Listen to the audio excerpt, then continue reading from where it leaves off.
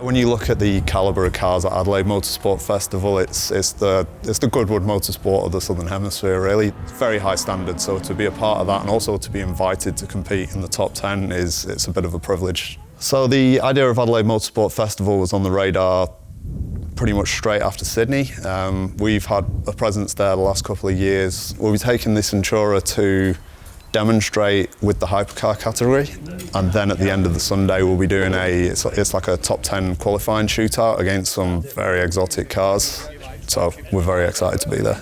We decided we were going to chuck a load of upgrades on. Most of the upgrades came from David's recommendations, testing. The engine wasn't running quite where we wanted it to. It had surging issues or vibrations. It clearly ran well, but there were teething issues there. And we've implemented a whole lot of changes that so far in the previous few days of testing, it appears we've ruled them all out now, so great progress. We have introduced barrel throttles. We were running a single throttle body. We've now got barrel throttles, which has increased throttle response massively. We've done a whole lot of cooling modifications. It's going to be hot in Adelaide. It was hot in Sydney, and we had temperature issues. We've been finding solutions to the overheating, the areas of the car that were problematic. Geometry changes to the car, so it'll hopefully improve the handling and the initial turning of the car. And there's a lot of other bits and bobs that we've changed just to save weight. We've always had the capability to expand into carbon-carbon brakes. So we introduced the ducting, so we are now fully in a position to use carbon-carbon brakes instead of the steel brakes, the iron brakes we've got at the moment. The previous exhaust was stainless, I believe, and ran throughout the rear bumper. We've now got 3D printed titanium headers and secondaries, which are now coming out through the diffuser. You'll see it soon on track, and it just sounds amazing.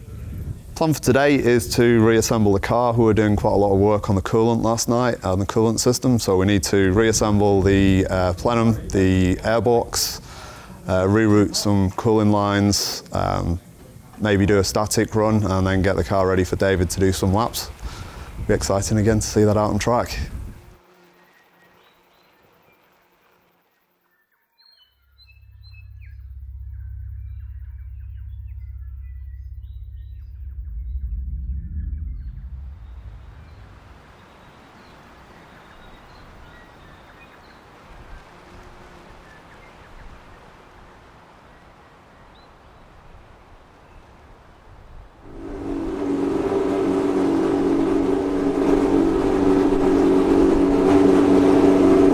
Our goal is always to win. We'll be giving it everything we can. We'll be leaving nothing behind, so see what we can do.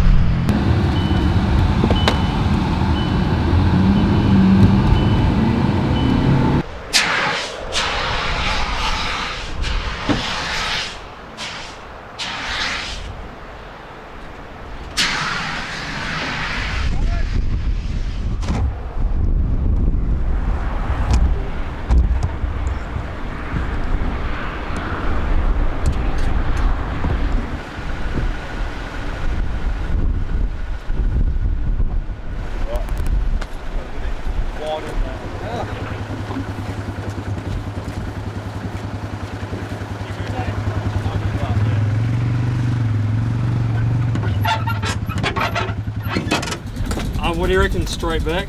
Yeah, just down the other end. Straight back to the workshop. Thanks, Seth.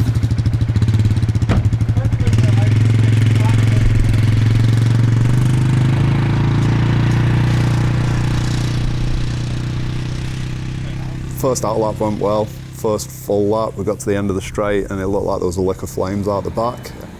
At this stage, we don't know how bad it is. We're gonna have to strip it down, have a look at it and make a plan from there. It could be oil, could just be carbon getting too hot till we pull the engine off and have a look. We won't know. Hopefully it's just a split hose or something and we can tidy up, put a new hose on it and off we go. Yeah, I asked if he was okay when he got out of the car. He said, yeah, I'm fine, that's what fireproof suits are for. So, seemed in good spirits considering his car was on fire, so yeah, hopefully we can deliver for him. That's why we're here. So it's incredibly frustrating. We put a lot of time and effort and commitment into it, the whole team has. Gutted at this stage. We've got to see what happens when we pull it to pieces, see what we find. Do you take photo of that thing in there? Dan, you should see the EGTs. Yeah, we'll probably be here the rest of today, probably late into the night, stripping the car down, try and see what we can find.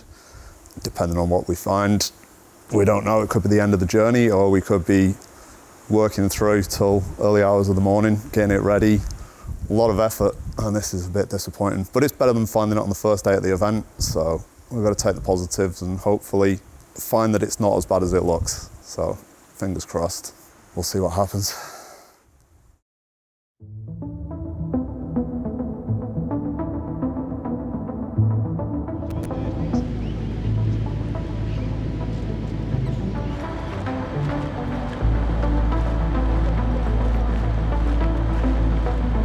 So Adelaide Motorsport Festival is a historic car show where we actually get to demonstrate the cars on track in part of the Adelaide street circuit, which has been used for years, way back to Formula One time. So there's hundreds of millions of dollars worth of cars, and I'm in a few of them with Rodin Cars. This is one of the great events. I've never been before, so I'm extremely fortunate to be here with Rodin Cars and not only be a punter and have a look around, but to compete and drive. So, I mean, even now, you know, it's as busy as what World Time Attack is, so it's fantastic. Everyone here is so enthusiastic about the cars and the machinery, so that makes it even more enjoyable again. I wanted to show our audience what we have done since World Time Attack Challenge to today in terms of the engine development specifically. And us as humans being from Aotearoa, New Zealand, are struggling to cope with the heat, but the Sintura, our car, also is in the same boat. Essentially, days like this are the hot, steamy, horrible to run cars, but for what we're doing, developing the engine and driveline, it's kind of perfect. It's as stressful as environment as you can get. The corners are super tight. You know, it's ugly in a lot of cars to drive that slowly, particularly race cars. So, you know, this is sort of perfect for us to really fine-tune anything like that may come up. And it's so much fun to drive. You know, it slides around, even at low speed, it's so entertaining. So, yeah, loving it. After the obviously massive setback we had a couple of weeks ago of the car catching fire and that sort of thing, probably quite a few of us that were sceptical of getting it going again, but got our heads together and got hands on and obviously got it here. The team all really pulled together.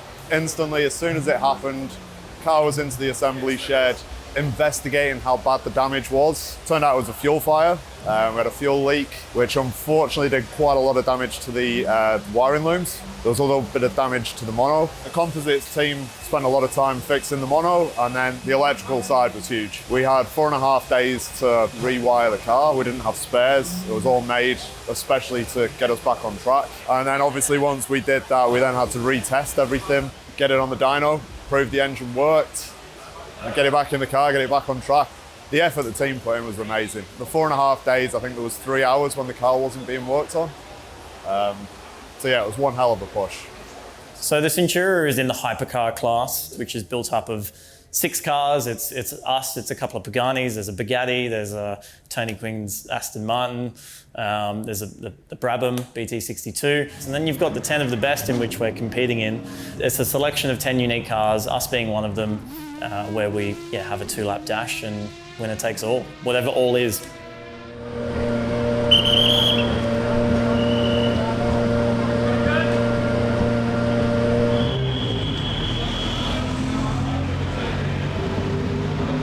How does it feel, Josh, to be back in the Sintura here in Adelaide? Oh, so good.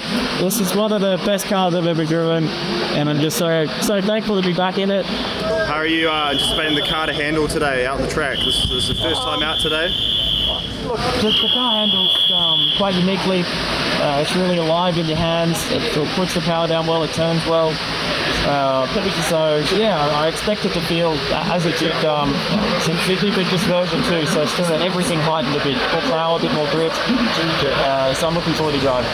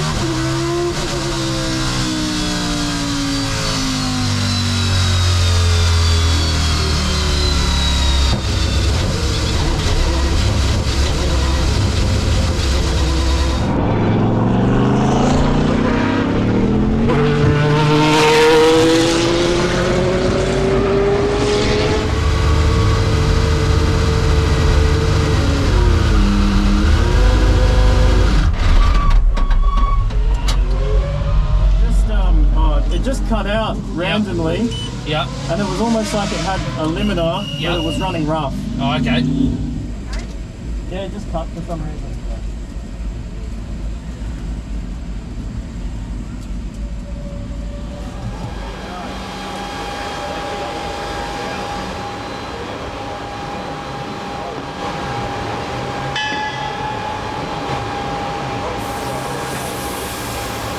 What are you going to look at there, Will? So we had a RPM limiter, so we're just going to see why that was the case. Trying to get the latest mob download, and then I'll see where the cut occurs and why it occurs. But it just looks a bit weird. In terms of like, it doesn't look like a... Maybe scale it to 0 to 100. Yeah, the car's been generally running really well. Just in this last run, we've had an issue where the car had a limiter, had to come back in. It looks to be direct injection, high pressure related, more on the control side. So we're just looking in through some wiring and the control module that looks like it needs to be swapped out. Essentially, the Slivex module is just a module that piggybacks onto the Link ECU that runs the direct injection. So it's running the high pressure pumps, the direct injectors. It's a pretty hard part to find. especially in this area of the world. Not many people run them, being a piggyback system, let alone in something like this. So unfortunately we'll miss this afternoon's running and hopefully get back out there sometime tomorrow. So they asked me, Emma, what's our options? What can we do? Luckily we can fly somebody, pretty promptly from New Zealand. They'll be here tomorrow with the parts from Rodin HQ, 20-minute transition to change the part, and then hopefully be up and running for the afternoon. It's normal for stuff like this to happen early in development. We'll have a new part tomorrow to get the car running. It'll be a bit of a crescendo of timing where we'll have a quick run before our 10 of the best shootout where, it's 10 cars fighting on the stopwatch for once this weekend. So hopefully we'll be in good shape for that. Well, was it low or high pressure? Whoa, what the hell was two of them? One dump. Why have you ever heard of that? You have a whole one if you want.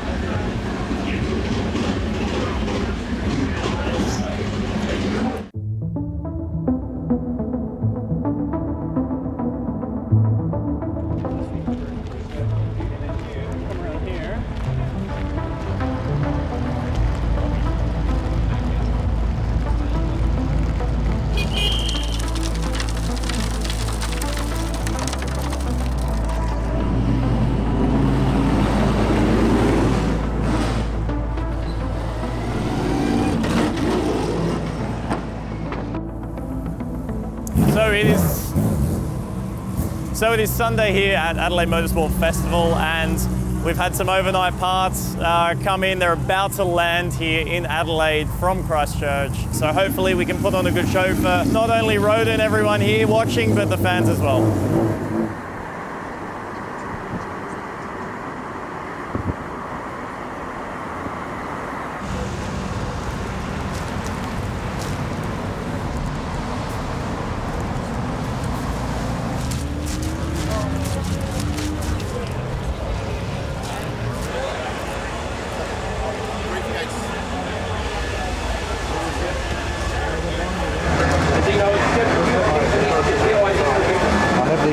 GTI module.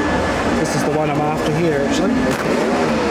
Hopefully it will fix our issue and we'll be good.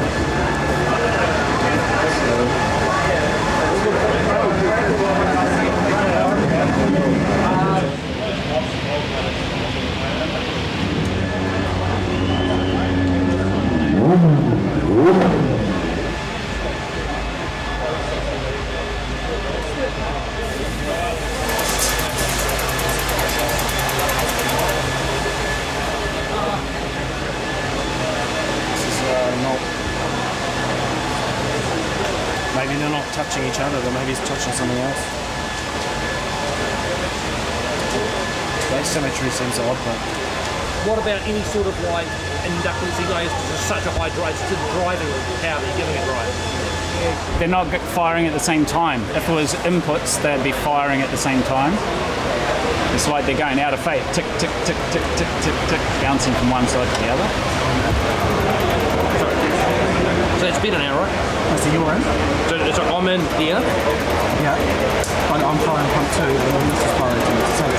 Oh, yeah, okay. It seems like there's a cross in the wiring, but it's extremely odd because it only goes one way, not when you reverse it the other way. So we'll just have to look at the back of that plug. We've got some new connectors, so start doing the inputs and outputs of that plug that plugs into the module and see what we can do. We think with the fire, potentially there's some wiring that's happened in the back, obviously building it in a rush to sort of get the car ready. Potentially there's a... we've beep tested everything out, but obviously if you have some oddball connection that shouldn't be connected with it, you can't really beep test it, right? Because you're not looking for it. So my inkling is that some of the new wiring at the back has caused something's gone loose or something's gone wrong. If we hardwire this, it should be the ultimate solution.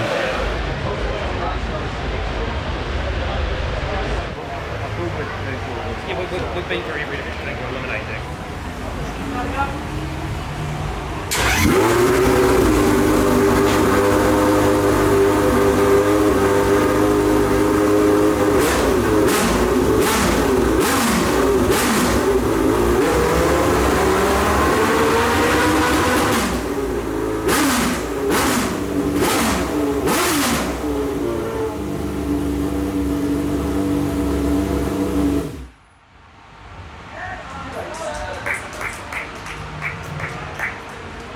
some weird wiring fault within the wires there. This is the wiring that was done in a marathon effort after the fire, so slightly not surprising that there's an issue, but also it was a very odd fault that most of our diagnostic tests couldn't explain. You know, we had pretty much no testing on this new loom, so vibration, heat, movement, all these things play into effect, and sometimes they don't show up for a couple of days. We've only missed one morning session today, so there's still the afternoon session and then the top 10 shootout in the evening.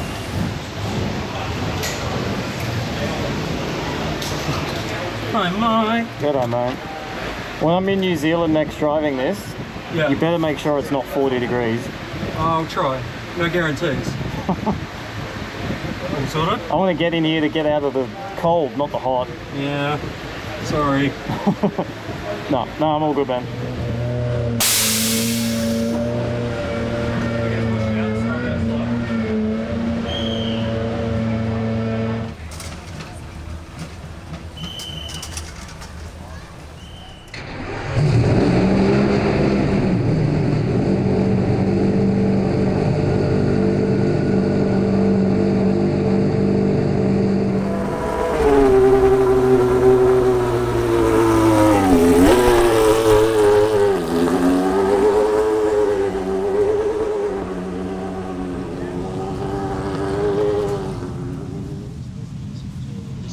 Yeah, isn't he? And he loves coming here. He's a bit keen on the bikes too.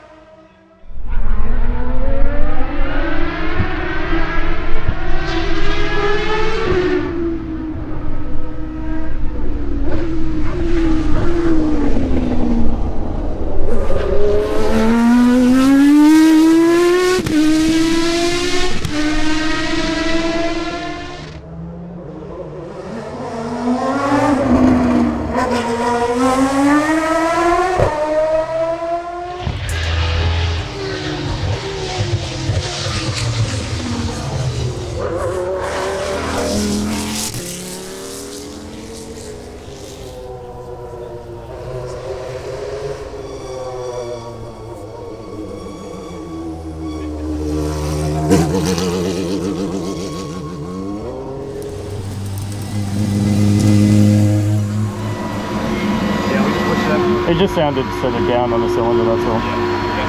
Yeah, I mean, I've got the boys on the fans. It's not hot, but I just don't want to run it when it sounds off.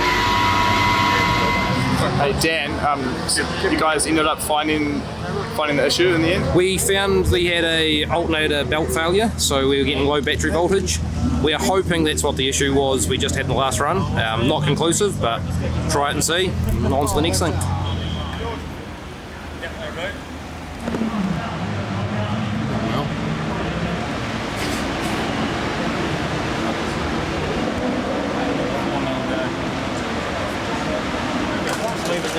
They're not going to put it in.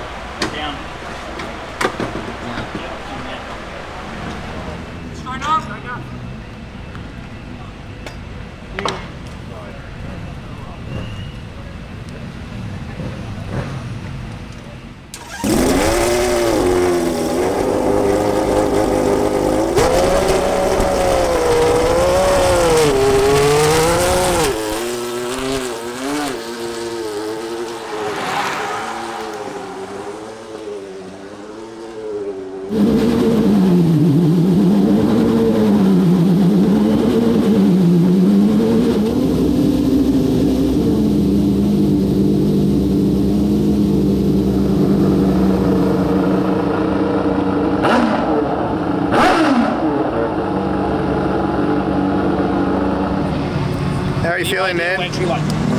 Yeah, good man, pretty relaxed to be honest. So just waiting for the old 70s mobiles to get out of the way so we can rip in.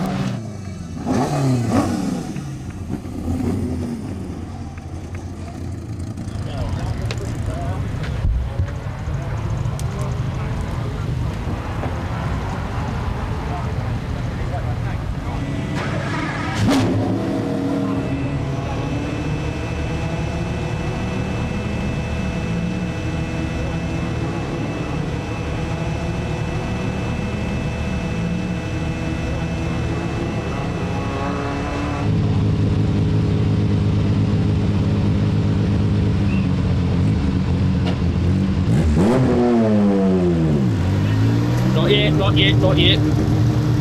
Not yet, not yet. Start it. Wait, yeah, straight start. Wait, not yet. Yep.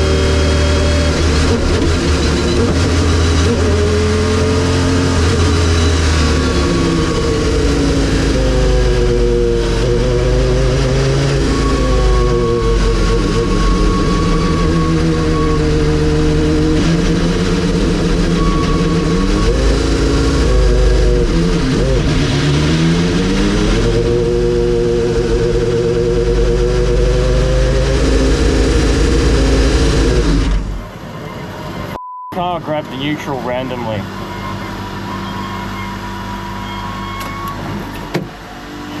Good, mate. The car grabbed neutral over the center S's. No way. Fuck it. Oh, still good job, man. What do you do? I don't know, it doesn't come up with a time on the dash. There was a 44.5, I think, sounded like on the... You joking? Yeah. It would have... Oh. Yep. Oh, man. We would have done a 43.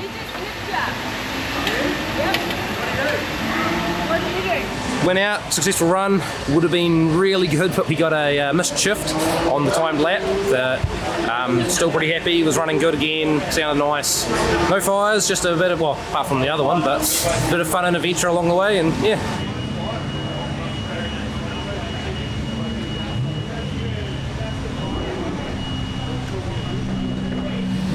Good news. We got all the footage we wanted.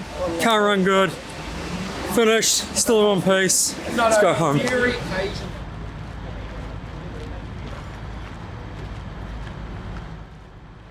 I think we got the car out with about 2 minutes to spare for the top 10 shootout, and yeah, third overall. Can't really complain about that. For our first flyer lap to be on pace with, you know, the Pagani, the Brabham, everything like that is phenomenal, and it's just reward for the work the team have done.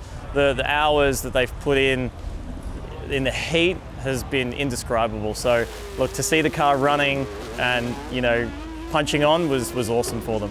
That is what testing is all about, and we use these events as testing for what we're doing, and, you know, ultimately it was a success in the very end. Today was an absolute roller coaster of doubt, hope, excitement, problem solving. To be in our session this afternoon and be present and third overall in the top 10 shootout for this event, absolutely epic. The team's just so resilient at the moment. The dedication, the commitment. I said earlier, it is actually quite inspirational to see and work with this team. It's pretty special. Unknown car mark just outside of Waiau in New Zealand, going up against Paganis and Bugattis, it's unthinkable. I keep having career highlight after career highlight, and that was a special one. That was very good. I have been left, I guess, very proud and wee bit emotional, in fact, around some of the actions of the team. To have everyone come together and find solution after solution to ensure that we did everything we could to get the car on the track and showcase what the engine can do, it's an absolute tribute to the team. It's the team that makes it. We owe it to David Dicker to perform. He creates these opportunities for us. He gives us the energy, the time, the money and the resource to attend these events. And we come up with a problem. Yes, it's disheartening. We get a step back. You know, it's probably 2 steps back, 1 step forward, but we come together and, you know, we find a way forward, and it's a credit to the team. It really is. Like, their stamina, their manpower, their willpower, their passion, their empathy, their drive is nothing I've ever seen before. We wouldn't have been able to do it without everybody's commitment. Every stage, everybody in the team had a critical hand in making this happen. Any one of them slipped up or didn't put in the hard yards to do it, then we wouldn't have been here. So, yeah. It's those moments where I can see a little snippet of what we're yet still to achieve, because the crew down there now, packing everything up in 36 degrees, they are so capable. My job is to keep putting challenges in front of them, and they will deliver. What do you think? What's next? Cold shower. I don't know. Yeah, we've got a few different projects, none of which have been officially announced yet. But just watch this space. There's a lot to come.